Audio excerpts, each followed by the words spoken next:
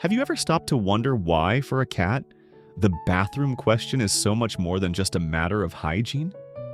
It is a ritual, a sanctuary, and a deep-seated survival instinct.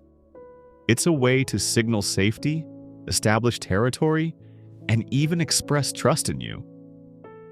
Often we look at the litter box as just another household chore, but to your cat, it is a sacred space. In the wild, middle-tier predators, like our feline friends, must meticulously hide their tracks to avoid attracting larger threats. So, litter box training isn't really training in the traditional sense. It's about helping your cat honor their natural instincts within the walls of your home. Today, we're going to explore how to turn this process into a gentle, stress-free dialogue, even if your new furry friend was roaming the wild outdoors just yesterday. Welcome to a deeper look into the feline mind. Let's make life perfect for both your cat and your carpets. Everything in nature has its own rhythm, and feline etiquette is no exception. It's important to remember that kittens aren't born knowing how to use a box. For the first 3 weeks of life, the mother cat handles everything, literally stimulating their biological processes to keep the nest clean. But around the 21-day mark, a click happens in their tiny brains. Their neural pathways mature, and they begin to show an instinctive interest in the substrate beneath their paws. It's a joy to watch. A kitten might still be wobbly on its legs, but it will already try to look very serious while digging, mimicking its mother's movements. It's almost like a toddler suddenly deciding they need a 3-piece suit and a book on table manners. If you've brought home a kitten between the ages of 4 and 6 weeks, you are stepping into the role of head mentor. This is the golden window where habits are formed with the least resistance. But before we start the lessons, we need to prepare the throne. When it comes to the litter box, the geometry of comfort matters much more than the color of your curtains. The golden rule is size. The box should be at least 1.5 times the length of your cat. They need enough room to enter, turn a full 360 degrees, and carefully edit their work. For kittens, low entry points are critical. Imagine having to climb a fence as tall as you are every single time you needed the restroom. It wouldn't be very inviting. While hooded or cabinet-style boxes look sleek and help contain odors, some cats feel trapped in them, like being in a cramped portable toilet at a loud music festival. Dark, tight, and scary because they can't see who might be lurking outside. If your cat is a shy introvert, a hooded box might offer peace, but for the guardians who like to keep an eye on their kingdom, an open-top box with high sides but a low entry is the way to go. Now that we've chosen the vessel, what do we put inside to keep those paws happy? Litter isn't just an absorbent material, it's a sensory experience. A cat's paw pads are packed with incredibly sensitive nerve endings. Silica crystals might look clean to us, but they can be sharp or make loud, frightening, crackling sounds for a kitten. Imagine walking on a beautiful beach, but instead of soft sand, the ground is covered in sharp Lego bricks. That is how a cat feels on the wrong litter. For little ones, it's safest to start with a fine-grained corn, soy, or wood-based litter. It feels natural, and more importantly, it's safe if a curious kitten decides to have a taste test, which, let's be honest, they probably will. Remember, every cat is an individual. Some value a soft texture, others want zero scent, and some are sensitive even to the sound of shifting grains. Once you find the one, try not to switch it abruptly, or you might find your perfectly tuned system coming to a sudden halt. Location is the next secret ingredient for success. The bathroom should never be located on the main highway of your home's foot traffic. Cats value their privacy during vulnerable moments. Placing a box in a busy hallway or right next to a washing machine that might suddenly jump into a loud spin cycle is a recipe for disaster. We also have to respect the ancient rule of resources. Food stays away from the toilet. In the wild, felines never eliminate near where they hunt, eat, or drink to avoid contaminating their resources. Therefore, food and water bowls should be as far from the litter box as possible. The ideal spot is a quiet, secluded corner in a bathroom or a laundry room that is accessible 24 hours a day. Make sure the door is always propped open or fitted with a cat flap, so your friend never finds themselves locked out of their own sanctuary. With the stage set, it's time for the soft introduction.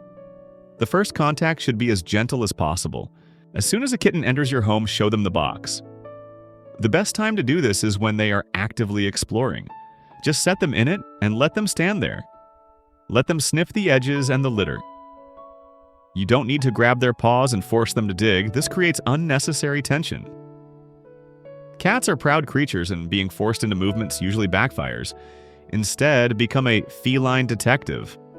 Learn to read your pet's body language. If they start pacing, sniffing corners, or scratching the carpet, that's your cue. Gently pick them up and carry them to the box. Repeat this after every meal, every nap, and every play session. And when the mission is accomplished, praise them like they've just won a Nobel Prize.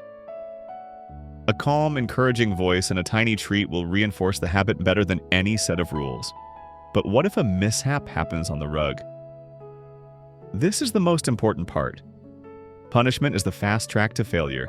If you yell or, heaven forbid, rub their nose in a mess, the cat will not connect your anger with their action. They will simply see you as an unpredictable and terrifying giant. Biologically, a cat doesn't link your frustration 5 minutes later to something they did earlier. Instead of shouting, lean on the wonders of chemistry. Standard household cleaners often contain ammonia, which to a cat smells like a scent marker, practically inviting them to return to the same spot. Use an enzymatic cleaner specifically designed for pets. These actually break down the odor molecules at a molecular level. If an accident happens, soak up a little of the urine with a paper towel and place it in the litter box. This creates a scent beacon that tells your cat's nose exactly where to go next time. A special word for our wild hearts, the former street cats. Imagine a cat for whom the entire world was once a bathroom. How do we explain the rules of apartment living to them? For a feral or stray cat, the walls of a home are already a massive sensory overload.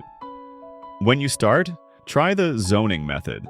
Limit the cat's access to just one room initially, a safe zone where their bed, food, and box are all within sight.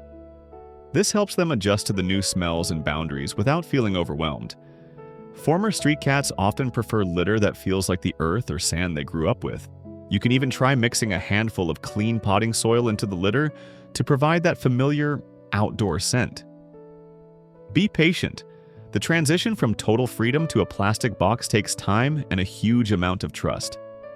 To help the process along, you can use a few modern tricks. There are pheromone sprays and litter attractants available that use synthetic scents to whisper to your cat's instincts, saying, "Hey friend, this is the spot." These tools are great for lowering anxiety during those first few weeks of adaptation and can be a lifesaver for older cats who are struggling to adjust to a new home. However, sometimes a perfectly trained cat will suddenly start boycotting their box. Please remember, this is never done out of spite or revenge. Cats simply don't think in those terms. A litter box lapse is almost always a cry for help. It could be medical. Conditions like cystitis or UTIs make urinating painful. The cat begins to associate the box with that pain and looks for somewhere soft and safe instead, like your laundry or your bed. If you notice a sudden change in behavior, your first stop should always be the vet, not a trainer. The second most common reason is stress. A move, a new baby, or even shifting the furniture can throw a cat off balance. In these moments, they don't need a scolding, they need your support and a sense of security. And finally, let's talk about the upkeep. Cats are among the most fastidious creatures on the planet. Daily scooping is the absolute baseline for a happy home. Think of it this way. Would you want to use a toilet that hadn't been flushed in days? Neither does your cat. Every week or two, do a full deep clean with a mild, unscented soap. Avoid bleach or strong chemicals as their fumes are toxic, and their scents can be repulsive to a feline nose. A clean box is the best guarantee that your pet will keep coming back. To wrap up our journey into the feline psyche, litter box success isn't about discipline.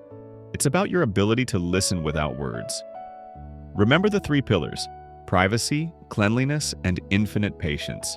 Cleanliness is in a cat's DNA. We are just here to point them in the right direction. If you create an environment where your cat feels safe and respected, they will reward you with a lifetime of perfect habits and deep companionship. Because a real home is a place where everyone feels comfortable, even in their most private moments. Thank you for spending this time with me. May your home always be filled with warmth, cozy purrs, and mutual understanding. If these tips helped you understand your furry friend a little better, please give this video a like. It helps our community grow. Tell me in the comments, how did you first introduce your cat to their box? Do you have any secret tips or funny stories from the early days? I'd love to read them all. Don't forget to subscribe for more quiet conversations about the wonderful world of cats. I'll see you in the next one.